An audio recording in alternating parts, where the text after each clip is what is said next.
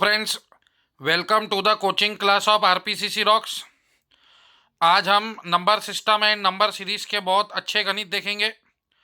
Last video lecture में just मैंने introduction दिया था एलसीएम का, उसकी हम आगे और बातें करेंगे फ्रेंड्स। लेकिन उससे पहले शुरुआत हम कुछ मज़ेदार गणित से करेंगे। ये गणित फ्रेंड रेशो प्रपोर्शन का है। ये मैंने स्टेटस पे रखा था। अभी राम में के कॉलेज में रिसेंटली टीसीएस आई थी और उसमें ये क्वेश्चन पूछा गया था। The number of cars and bikes in a garage are in the ratio 7:4। इसको अगर गावरानी भाषा हिंदी में बोलूँ तो गैरेज में 7 पट, जिसको अपन बोलते 7 पट कारें पड़ी है और 4 पट बाइक है। आई बात समझ में? जैसे अपन बोलते हैं किसी क्लास में बॉयज़ ज़्यादा है, गर्ल्स कम है, मतलब बॉयज़ 70% है और गर्ल्स 30% है। तो उसी को आप रेशो में भी बोल सकते हैं, 7:4 रेशो में है, 7:3 रेशो में। तो वैसे ही ये कार का रेशो है 7 और ये बाइक का रेशो है 4। 7:4 रेशो में कार एंड बाइक अवेलेबल है। पहले क्वेश्चन में कार बोला है तो ये कार का रेशो है, बाद में बाइक बोला है तो ये बाइक का। अब आगे बोल रहा, if the sum of the number of wheels of a car and bike together is 180, then find the number of car in the garage. तो आपको कार इस टू बाइक का रेशो दिया है 7:4। इससे पहले के भी वीडियो लेक्चर में हमने रेशो प्रपोर्शन के बहुत सारे गणित सॉल्व किए। मैं फ्रेंड्स आपको विदाउट फार्मूला ही सब ट्रिक बताऊंगा। बहुत सारे लोग इसको हार्ड ट्रिक में करते हैं और 30 सेकंड में आप सॉल्व करेंगे। फिर उन्होंने बात की है व्हील्स की। तो आपको पता है कार में कितने चक्के होते हैं? 4 चक्के होते हैं, 4 टायर होते हैं। और बाइक में 2 टायर होते हैं। तो हम लोग ये रेशो में इसको 7x:4x, लेट x भी द नंबर अज्यूम करते हैं। तो ये 7x है, ये 4x है। अब उन्होंने टोटल नंबर ऑफ व्हील दिए हैं। टोटल व्हील है 180। टोटल व्हील है 180। तो कार है 7, बाइक है 4। कार में होते हैं 4 व्हील, तो 7x4 28x। बाइक में होते हैं 2 व्हील, तो 4x2, ठीक है, तो ये हो जाएगा 8x। तो ये टोटल मिला के हो जाएगा 36x। 36x की वैल्यू 180 है। व्हील्स बोला है उन्होंने, इसलिए हमने व्हील को मल्टीप्लाई किया। कार में फ्रेंड 4 व्हील्स होते हैं, तो इन दोनों को इंटू करो। एक कार में 4 व्हील, तो 7 कार में कितने व्हील? तो 28। एक बाइक में 2 व्हील, तो 4 बाइक में 8 व्हील, तो टोटल व्हील हो गए 36। 36x इक्वल टू 180, तो 180 डिवाइड बाय 36, तो ये हो जाएगा 5। 36 10 जा 360, 360 का आधा 180 होता है, तो x की वैल्यू 5 हो गई। तो उन्होंने पूछा है टोटल नंबर ऑफ कार कितनी है गैरेज में। तो कार अपने पास कितनी है फ्रेंड्स? 7x। तो x को मल्टीप्लाई करो 5 से, मतलब 7x5 करो, तो आप बोलेंगे 35 कार पड़ी है। अगर उन्होंने पूछा रहता था find the number of bike in the garage, तो बाइक है 4x, तो 4x5 20, तो 20 बाइक्स है। देखिए ना, 35 कार है, एक कार को 4 व्हील रहते, तो 35x4 कर लीजिए। 35 का डबल 70, 140। उसके बाद बाइक कितनी है? 4x, 4x2 8, मतलब 8 बाइकें हैं। ओ सॉरी, 4x5 20, 20 बाइक है। तो एक बाइक को 2 व्हील रहते, तो 20 बाइक को 40 व्हील, 140 और 40 180। टोटल व्हील आपको 180 बताए थे उन्होंने। तो ये विदाउट फार्मूला हमने सॉल्व किया। कार इस टू बाइक का रेशो है, मैंने बताया था रेशो में हमेशा इसको 7x + 4x ले लेते। लेकिन उन्होंने टोटल कार या बाइक नहीं दी, उन्होंने उसके व्हील दिए। तो हमको पता है कि कार में 4 व्हील होते हैं, बाइक में 2 व्हील होते हैं। तो 7x4 28, 4x2 8, 28 + 8 36। तो 36x इक्वल टू 180, तो x इक्वल टू 5। फिर x की वैल्यू इसमें डाल दो, तो 7x5 35। तो उन्होंने टोटल नंबर ऑफ कार पूछा तो वो 35 है। अगर वो बाइक पूछता था तो बाइक 4x, 4x5, x की वैल्यू 5 है, तो 20 बाइक होती थी। तो बहुत ही ईजी क्वेश्चन था फ्रेंड, इसमें नहीं आने लायक कोई बात नहीं थी, एकदम पांचट क्वेश्चन था। फिर भी अगर आपको नहीं समझता है, कुछ डिफिकल्टी है, तो आप कॉल करके पूछ सकते। बहुत सारे लोग बोल रहे थे सर बहुत दिनों से नंबर सीरीज पे क्वेश्चन नहीं लिए, तो आज लेके आ गए आपके लिए। तो यहाँ पे आपके पास नंबर है 5 6, ये क्वेश्चन मार्क को एक्स गिनते हैं। ये 57 और ये 244। तो आपको x की वैल्यू बतानी। तो नंबर सीरीज में जो लॉजिक लगता है वो बड़े नंबर से लगता है। नंबर सीरीज में जो लॉजिक लगता है, देखो 5 से 6 लाने के बहुत तरीके। 5 इंटू 1, 5 प्लस 1 कर दो, ठीक है। तो ऐसे बहुत सारे तरीके, या 5 इंटू 2 10 करो, -4 करो तो 6 आता है। तो कभी भी लॉजिक आपको बड़े नंबर से लगाना है। फिर देखिए यहाँ पे 57 है और फिर 244, ये बहुत बड़ा गैप है फ्रेंड्स। जो अर्थमेटिक सीरीज होती है ना, उसमें 10, 20, 25, 30 का गैप होता है। ये लगभग 4 पट का गैप है। ये 57 का ये लगभग 4 टाइम्स होता है। तो ये प्रोडक्ट वाली सीरीज होती है। तो आपको यही लॉजिक लगाना है कि ये कितने टाइम्स है। तो अगर आप इसको देखेंगे तो ये 4 टाइम्स है, तो ये 4 टाइम पूरा है क्या? तो 57 का डबल होता है 50 और 50 100, 114। 114 का डबल होता है 228। वैसे कर सकते हैं 4 इंटू 7 28, 8 4 5 20 और 228। तो अभी भी ये 244 नहीं आया, मतलब 57 इंटू 4 भी 228 आया, अभी भी पूरा 244 नहीं बना। तो ये 244 माइनस 228 किया तो फ्रेंड ये आ गया 16। अभी भी 16 की कमी है। तो 16 मतलब क्या होता है, सबको पता है 16 इज नथिंग बट 4 स्क्वायर। तो ये इंटू 4 प्लस 4 स्क्वायर का लॉजिक है।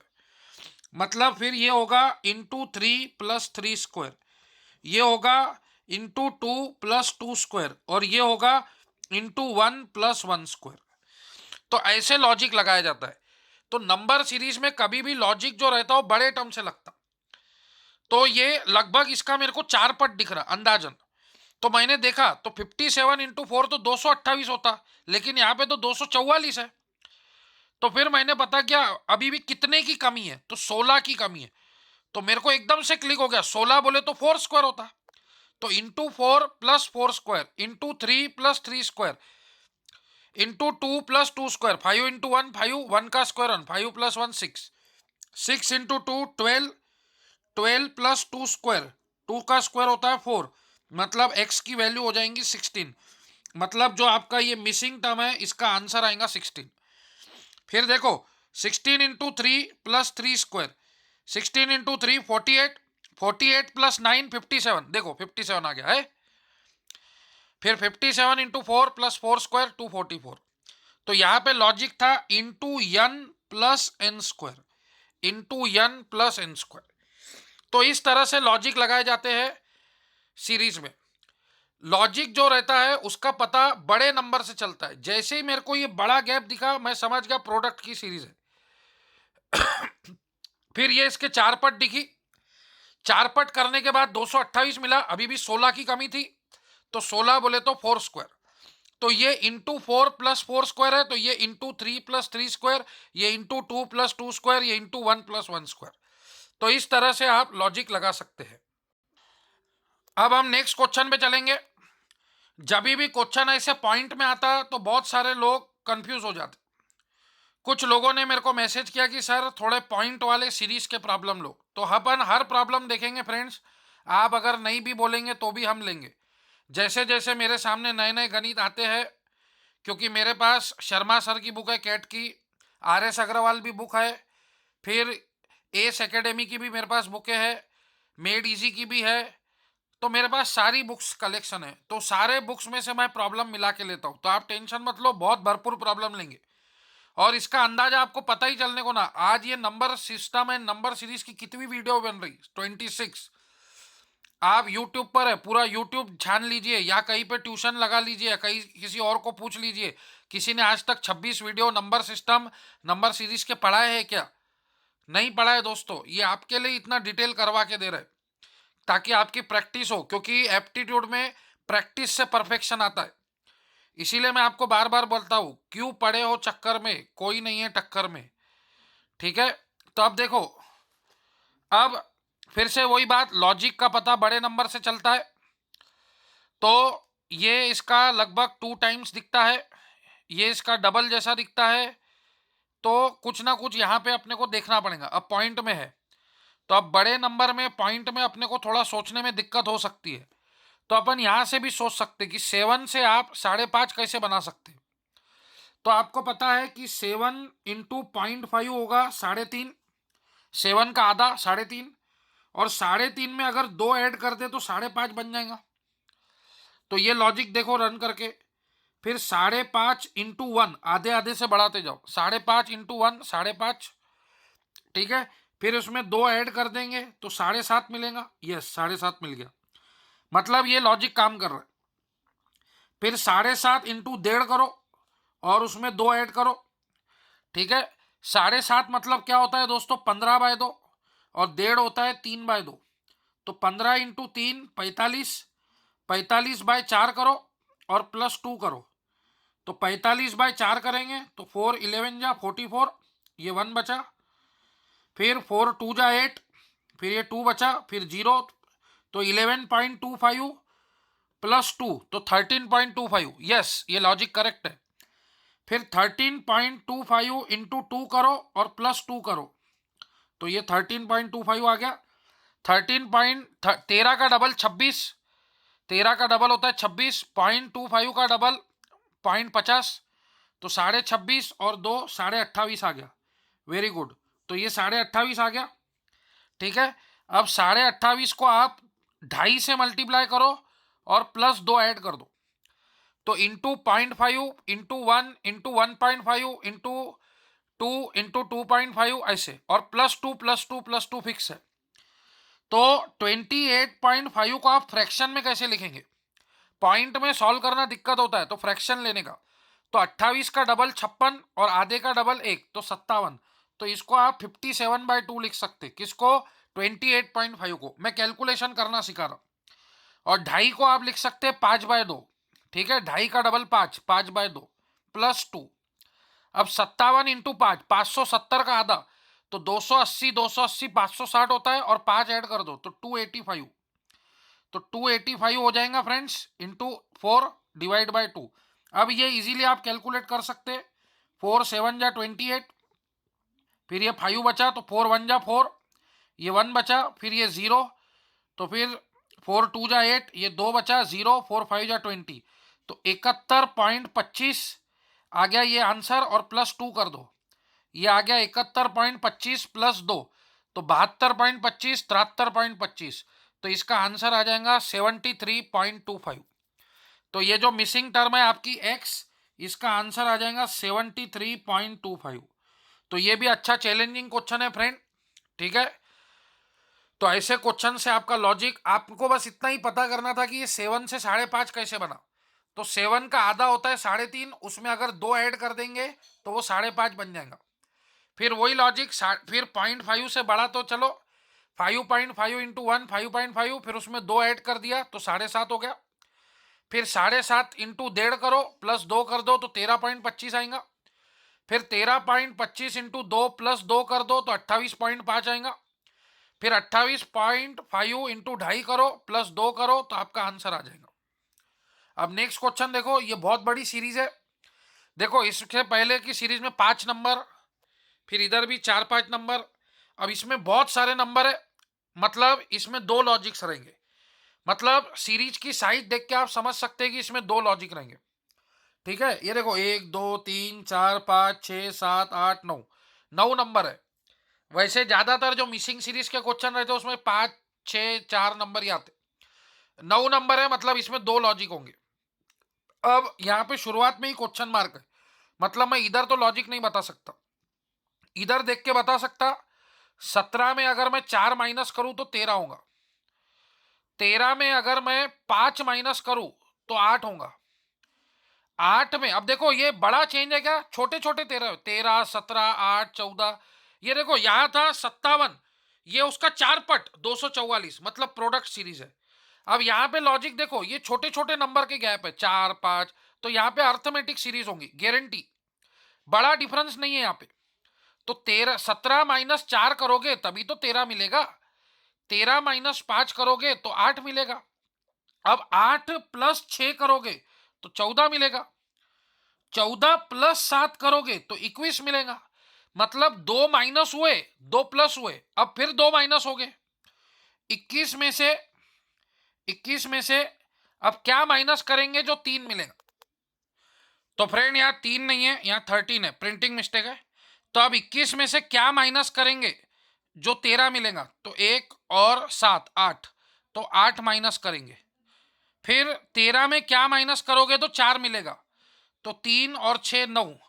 तो देखो 2 माइनस हो रहा है, 2 प्लस हो रहा है, 2 माइनस हो रहा है, तो अब यहाँ पे 2 प्लस होने वाले हैं। और ये कॉन्जिक्यूटिव नंबर चल रहा है, 4 5 6 7 8 9। तो 4 से पहले नंबर आता 3, तो मतलब यहाँ पे 3 करने पड़ेंगे प्लस, तो ये 17 मिलेगा। तो ये x की वैल्यू हो जाएंगी x प्लस 3 इक्वल टू 17 आएगा। तो x इजिकल टू 17 माइनस 3, तो ये आ जाएगा 14। तो x की वैल्यू आ जाएंगी फ्रेंड 14। 14 is the answer. क्या सही है? हाँ। 12 में 2 ऐड करोगे तो 14 मिलेगा। 13 में, सॉरी 14 में 3 ऐड करोगे तो 17 मिलेगा। 2 प्लस है, 2 माइनस है, 2 प्लस है, 2 माइनस है। ठीक है, तो 12 प्लस 2 14, और कॉन्जिक्यूटिव नंबर है 2 3 4 5 6 7 8 9। तो 12 प्लस 2 14, 14 प्लस 3 17, 17 में से 4 गए 13, 13 में से 5 गए 18, और 8, 8 में प्लस 6 14, 14 प्लस 7 21, फिर 21 में से 8 गए 13, 13 में से 9 गए 4। तो ये consecutive 2 plus 2 minus, 2 plus 2 minus, और कॉन्जिक्यूटिव नंबर है 2 3 4 5 6 7 8 9। तो इस तरह से लगाया जाता है। ये अर्थमेटिक सीरीज है, यहाँ पे प्लस माइनस का लॉजिक है। तो उम्मीद है ये भी क्वेश्चन आपको समझ में आया होगा। अब मैं आपको सिखाऊंगा आज नई चीज, जिसका नाम है अर्थमेटिक प्रोग्रेशन, जिसको अपन शॉर्ट फॉर्म में एपी बोलते हैं। बहुत सारे लोगों को एपी का अर्थ नहीं पता है, तो मैं समझा देता हूं।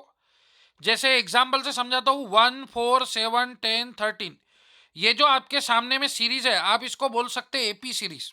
क्यों? तो आप देखेंगे सब में दो नंबर्स में कॉमन डिफरेंस है। जहां पे कॉमन डिफरेंस होता है वहां पे एपी सीरीज होती है।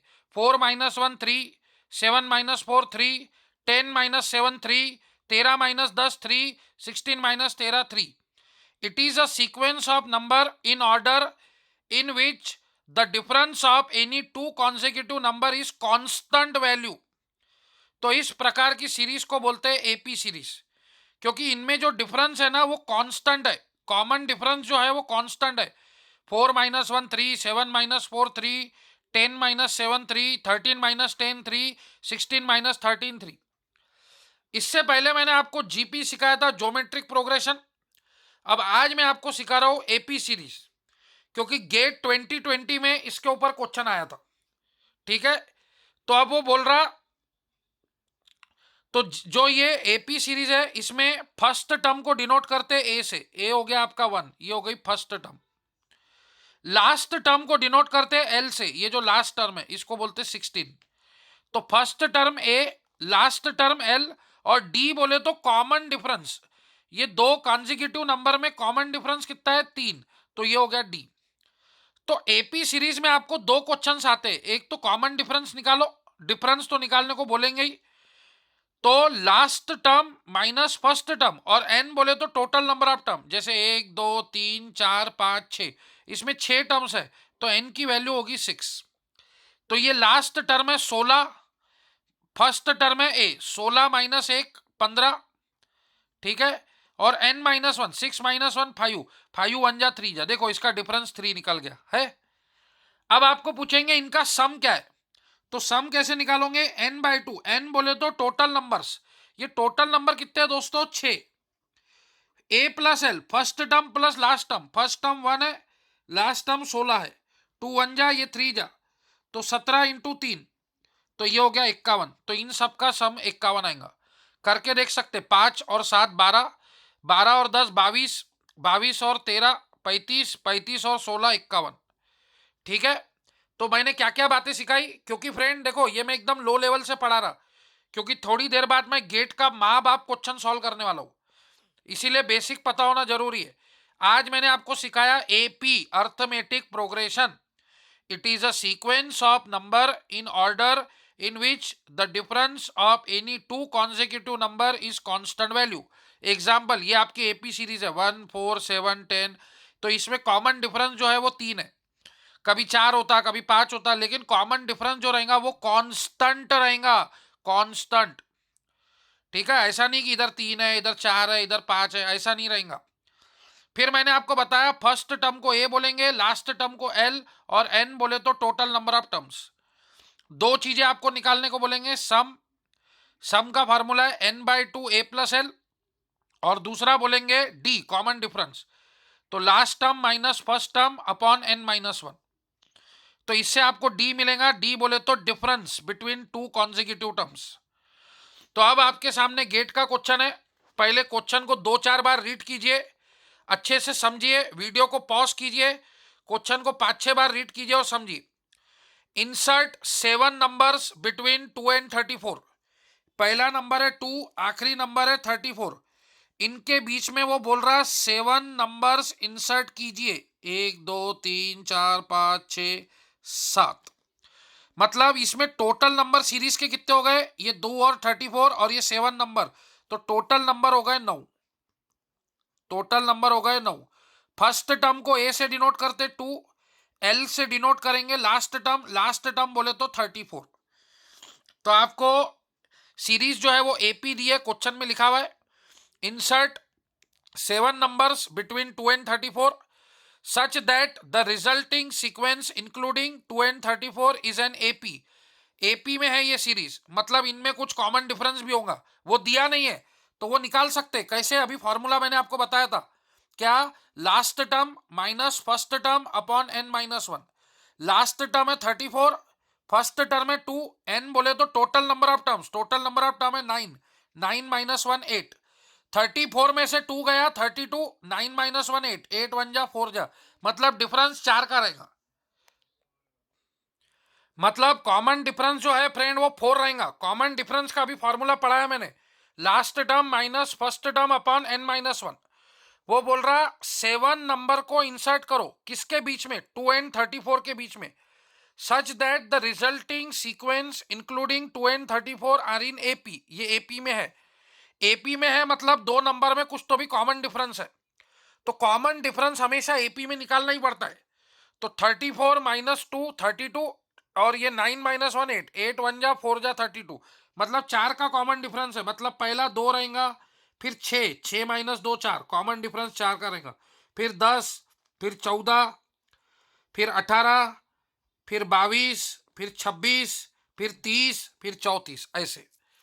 अब उन्होंने बोला है कि जो नंबर आपने 7 इंसर्ट किए उनकी सम चाहिए, मतलब ये 6 + 10 16, 16 और 14 30, 48, 30 + 18 48, 48 और 2 50 और 2 70, 70 और 30 100, 100 और 26 126। This is the answer, this is the answer 126।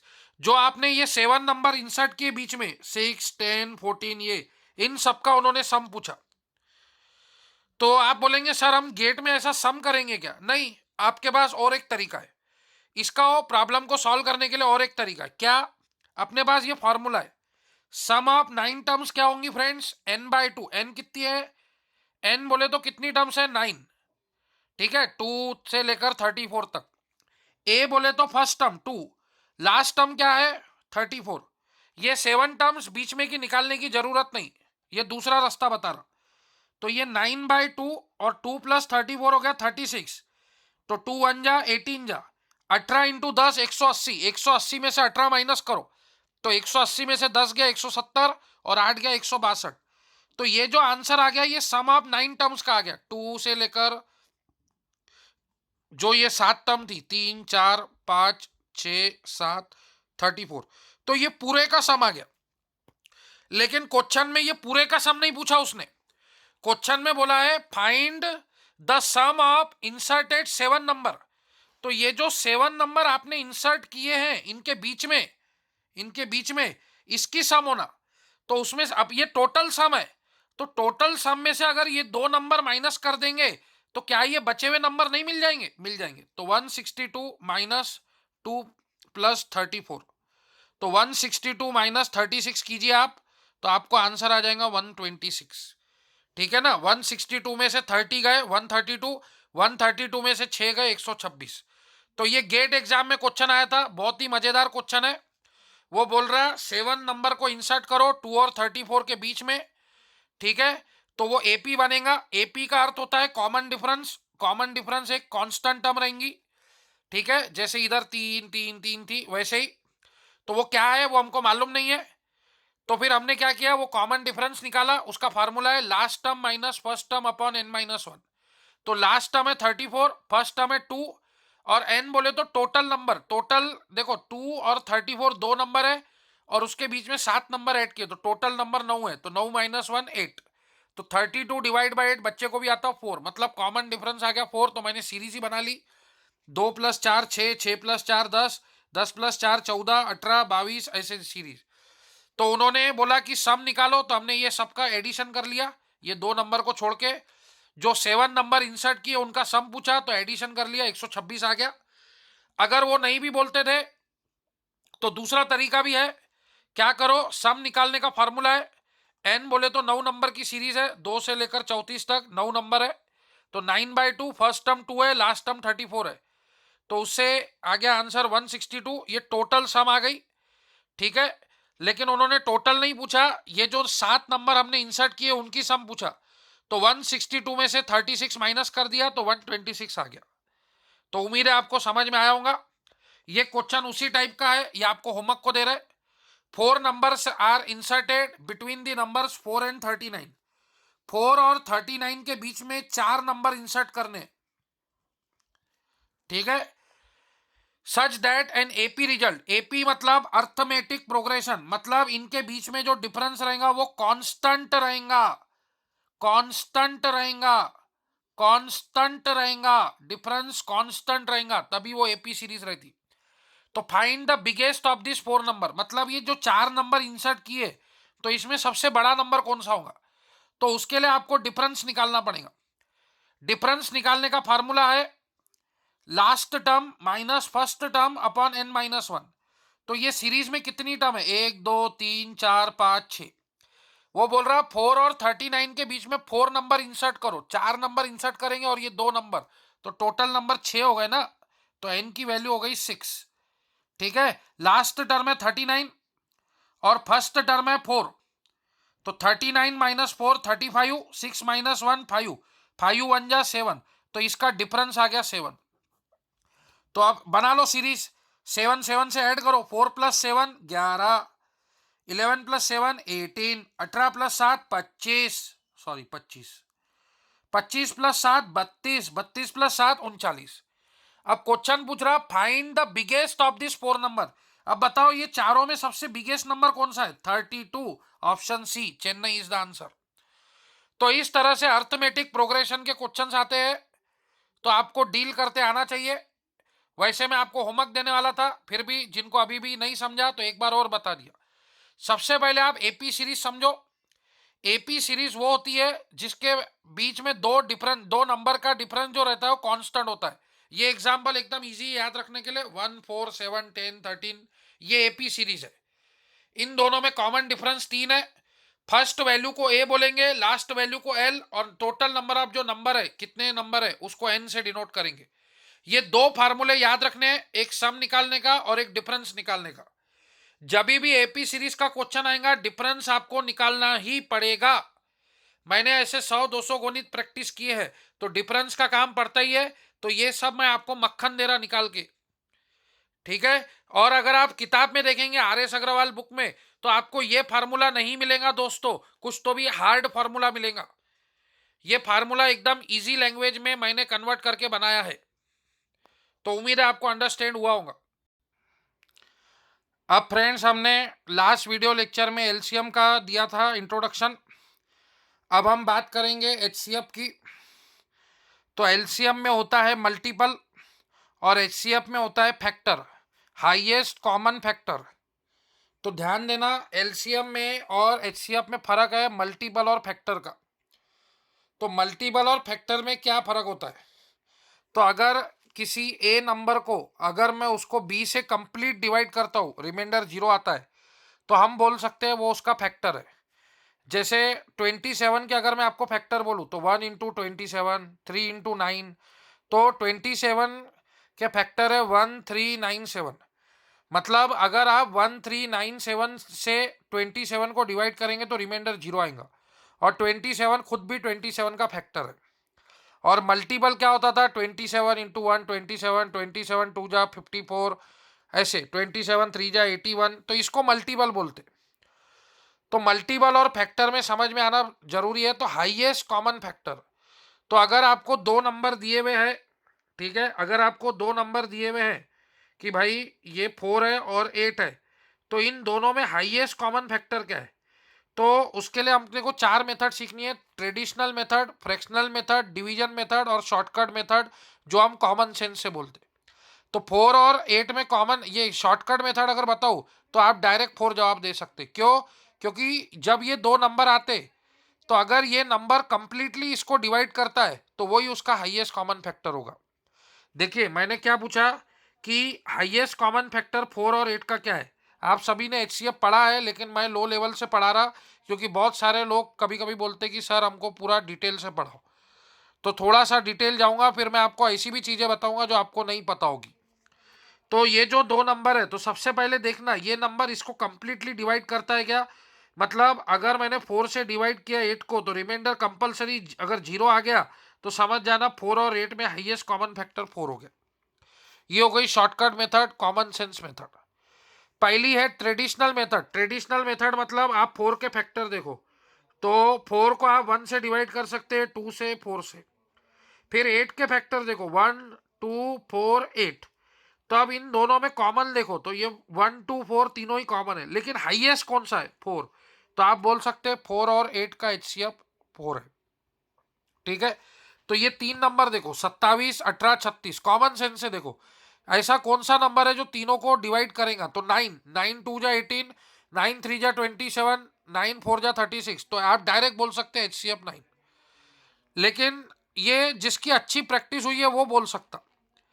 तो ट्रेडिशनल मेथड में क्या है, आप उसके फैक्टर्स निकालेंगे।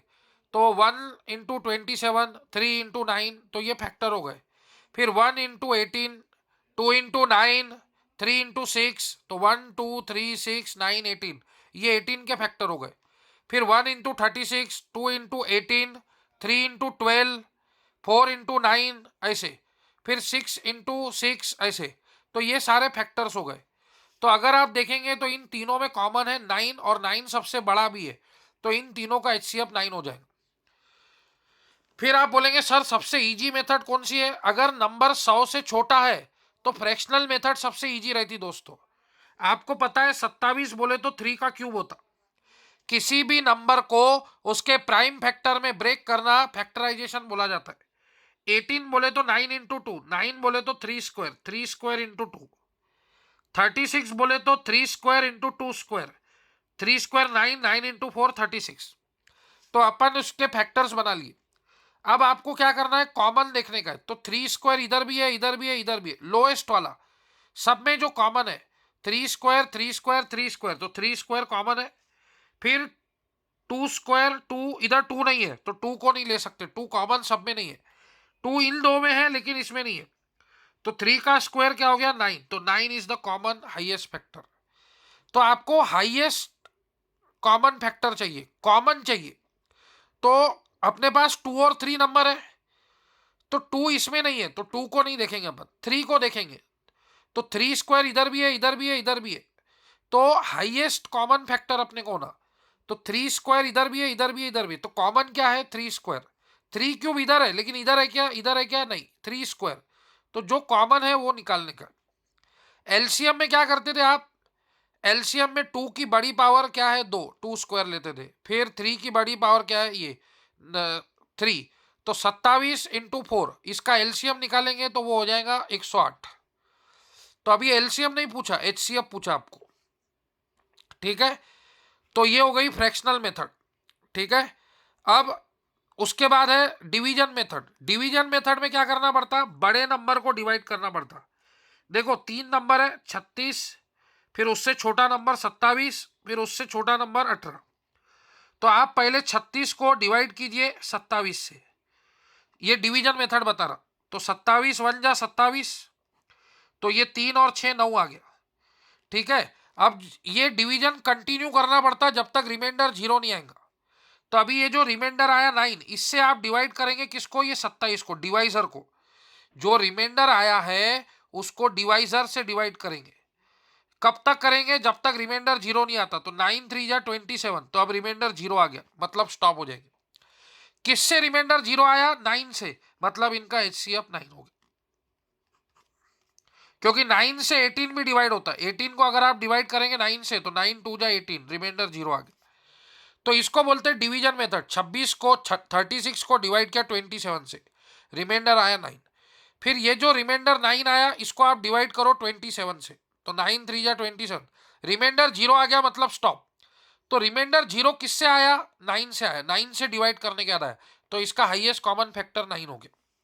और एक बार बताता हूं, आपको HCF चाहिए 70 और 90 का। ट्रेडिशनल मेथड कौन इतने फैक्टर निकाल दे बैठेगा, इतना समय नहीं है। तो एक तो आप फैक्टराइजेशन मेथड लगाइए, नहीं तो डिवीजन मेथड लगाइए। डिवीजन मेथड बहुत आसान है।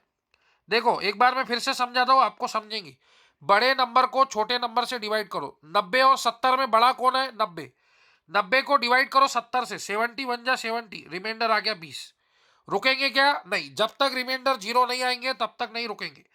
अब क्या करेंगे? तो ये जो रिमाइंडर आया 20, इससे डिवाइड करेंगे। किसको? डिवाइजर को। पहले डिवाइजर कौन था? 70 को। तो 23 जा 60, रिमाइंडर कितना आया? 10। रुकेंगे क्या? नहीं, रिमाइंडर 0 नहीं आया, तो अब 10 से डिवाइड करेंगे। किसको? डिवाइजर को। डिवाइजर कौन है? 20। तो 10 2 जा 20, तो रिमाइंडर 0 आ गया। तो किससे 0 आया? 10 से। तो आप बोल सकते हैं 70 एंड 90 का HCF होता है 10। 70 एंड 90 का HCF होता है 10। एकदम फास्ट मेथड है। आप फैक्टराइजेशन से जाना चाहोगे तो उससे भी जा सकते। फैक्टराइजेशन से क्या होता है? 7 इंटू 10, तो 7 इंटू 5 35 इंटू 2। फिर 90 के फैक्टर क्या होता है? 3 स्क्वायर 9 इंटू 5 इंटू 2, 9 इंटू 10 90। अब इनमें कॉमन कौन है? तो 5 इंटू 2 इसमें भी है, इसमें भी है, तो 5 इंटू 2 कॉमन है। 5 इंटू 2 कॉमन है, मतलब 10। तो फैक्टराइजेशन से भी आप जा सकते, लॉन्ग डिवीजन मेथड से भी जा सकते।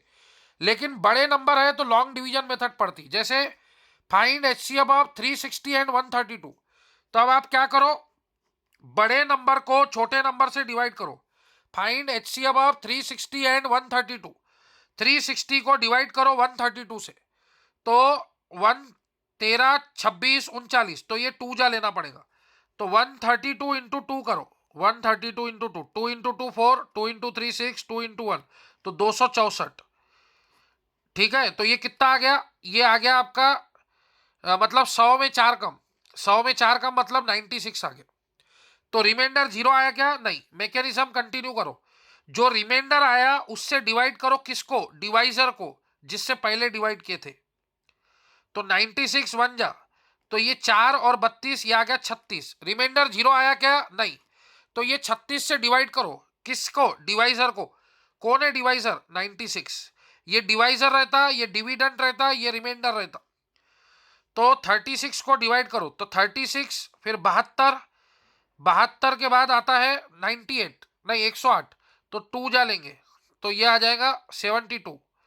तो 6 में से 2 गए 4, 9 में से 7 गए तो 2, 21, 24, 24 बचे। रिमाइंडर 0 आया क्या? नहीं। 24 को डिवाइड करो। किससे? 36 से। जो रिमाइंडर आया उससे डिवाइड करते। किसको? डिवाइजर को। 24 1 जा 24, 12 आया। अब रिमाइंडर 0 आया क्या? नहीं। क्या आया? 12। तो 12 को डिवाइड, 12 से डिवाइड करो। किसको? 24 को, पहले का डिवाइजर। फिर 12 2 जा 24, तो ये 0 आ गया। तो इसका हाईएस्ट कॉमन फैक्टर हो गया 12। किससे रिमाइंडर 0 आया? 12 से डिवाइड करने के बाद। तो HCF आ गया 360 एंड 132 का 12। तो ऐसे बड़े नंबर में ये लॉन्ग डिवीजन मेथड पूर्ति है। आप चाहो तो फैक्टराइजेशन मेथड भी लगा सकते। 360 बोले तो 90 इंटू 4, 90 बोले तो 3 स्क्वायर, 4 बोले तो 2 स्क्वायर।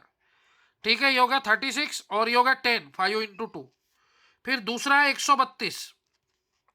132 क्या होता है? 12 इंटू 11। ठीक है, 12 बोले तो 4 इंटू 3, 4 बोले तो 2 स्क्वायर इंटू 3 इंटू 11। किसी भी नंबर को उसके प्राइम फैक्टर में ब्रेक करना फैक्टराइजेशन होता है। अब इसमें कॉमन देखो, 2 स्क्वायर कॉमन है और 3 कॉमन है, तो HCF आ जाएगा। कॉमन ले लो, हाईएस्ट कॉमन फैक्टर। तो 2 स्क्वायर इधर भी है, इधर भी है, 5 और 2 इधर, 5 इधर है क्या? नहीं, सॉरी, ये 2 क्यूब हो जाएगा। 2 क्यूब, 8 इंटू 9 72, 70 इंटू 2 इंटू 5 बराबर, तो 2 स्क्वायर इधर भी है, 2 स्क्वायर इधर भी है, 2 क्यूब है, तो 2 स्क्वायर हो गया, और 3 टू दी पावर 1 कॉमन, ठीक है। इसमें 3 स्क्वायर है, इधर 3 है, तो कॉमन क्या निकलेगा 3, 2 स्क्वायर कॉमन निकलेगा, तो 2 स्क्वायर होता है 4, 4 इंटू 3 12, इसका HCF 12 हो गया। तो एक तो आप लॉन्ग डिवीजन मेथड लगाइए, या फिर आप है ना ये वाली फैक्टराइजेशन वाली मेथड लगाइए, ये दोनों इजी मेथड्स है, ठीक है। अगर मैं आपको पूछूं कि बताओ 42, 63 और 140 इसका HCF क्या है, तो ये आपको होमवर्क है, आपको इनका HCF बताने का है। पहले आप 63 से 140 को डिवाइड करो, ठीक है। आप फैक्टराइजेशन मेथड से बताना, मैं आपको लॉन्ग डिवीजन मेथड एक बार समझा देता हूं। बड़े नंबर को छोटे नंबर से डिवाइड करो, तो 63 को डिवाइड करो आप 140 से, तो 63 2 जा 126, रिमाइंडर आ गया 14, तब तक डिवाइड करो जब तक रिमाइंडर 0 नहीं आता। अब 14 को 14 से डिवाइड करो, किसको, डिवाइजर को, 63, तो 14 दूनी 28 और 14 इंटू 4 56, तो ये आ गया 7। अब 7 से डिवाइड करो किसको, 14 को, तो 7 2 जा 14, तो रिमाइंडर 0 है, किससे, 7 से, तो इन दो टर्म का HCF आ गया 7। अब 7 से आप इसको भी डिवाइड करो, अगर रिमाइंडर 0 आ गया तो 7 ही HCF होगा, तो आपको पता है 7 6 जा 42 होता है, रिमाइंडर 0 ही आएगा, तो HCF आ गया 7, विद इन ए सेकंड आ गया। नहीं तो आप फैक्टराइजेशन मेथड भी लगा सकते हैं। 42 बोले तो होता है 21 इंटू 2, 21 बोले तो 3 इंटू 7, 21 इंटू 2, ये हो गया 42। फिर 63 होता है 7 इंटू 9, 9 बोले तो 3 स्क्वायर, और 140 होता है 14 इंटू 10, 10 बोले तो 5 इंटू 2, और 14 बोले तो 2 इंटू 7, तो 2 स्क्वायर 4, ठीक है। 4 इंटू 7 28, और 28 इंटू 5 140। अब इसमें कॉमन देखो, तो आप देखेंगे 2 इधर है, इधर है, इधर 2 नहीं है, तो 2 कॉमन नहीं हो सकता। फिर 3 को देखो, 3 इधर है, इधर है, इधर नहीं है, तो 3 भी नहीं हो सकता। फिर 5 को देखो, 5 इधर है, इधर दोनों में नहीं है, तो नहीं हो सकता कॉमन। कॉमन वो रहता जो सब में रहता, तो 3 तो नहीं हो सकता, 2 भी नहीं हो सकता, 5 भी नहीं। 7 इधर भी है, इधर भी है, इधर भी है, तो 7 ही कॉमन निकलेगा। तो एक ही टर्म कॉमन है 7, तो इसका HCF 7 आ गया। तो फ्रेंड इस तरह से HCF निकाला जाता है, हाईएस्ट कॉमन फैक्टर, और इसका दूसरा नाम है ग्रेटेस्ट कॉमन डिवीजर, ठीक है। तो मैंने ट्रेडिशनल मेथड भी बताई जो आप 5वीं से 9वीं 5वीं 6वीं में पढ़ते थे, फ्रैक्शनल मेथड भी बताई, डिवीजन मेथड भी बताई, और शॉर्टकट मेथड भी बताई। तो बेस्ट, सबसे बेस्ट मेथड है शॉर्टकट मेथड, मतलब 7 6 जा 42, 7 9 जा 63, 7 इंटू 20, तो ये तीनों नंबर 7 से डिवाइड होते, तो ये हो गया 7, ये कॉमन सेंस से हो गया। लेकिन ये उसको आता है जिसकी बहुत प्रैक्टिस है मैथ्स की, जैसे हम M1 M2 M3 engineering maths पढ़ाते, तो हमारी रात दिन की प्रैक्टिस है, तो हम ओरली बता सकते 7। लेकिन आप लोगों के लिए ये लॉन्ग डिवीजन मेथड सबसे बेस्ट है, या फिर फैक्टराइजेशन मेथड। आप ये दो मेथड अप्लाई कीजिए, कहीं पे कौन सी मेथड अच्छी होती है, कहीं पे कौन सी मेथड। नेक्स्ट वीडियो लेक्चर में हम और गहराई में बात करेंगे फ्रेंड्स। आज के लिए इतना काफ़ी है, बाकी की बातें नेक्स्ट वीडियो लेक्चर में करेंगे।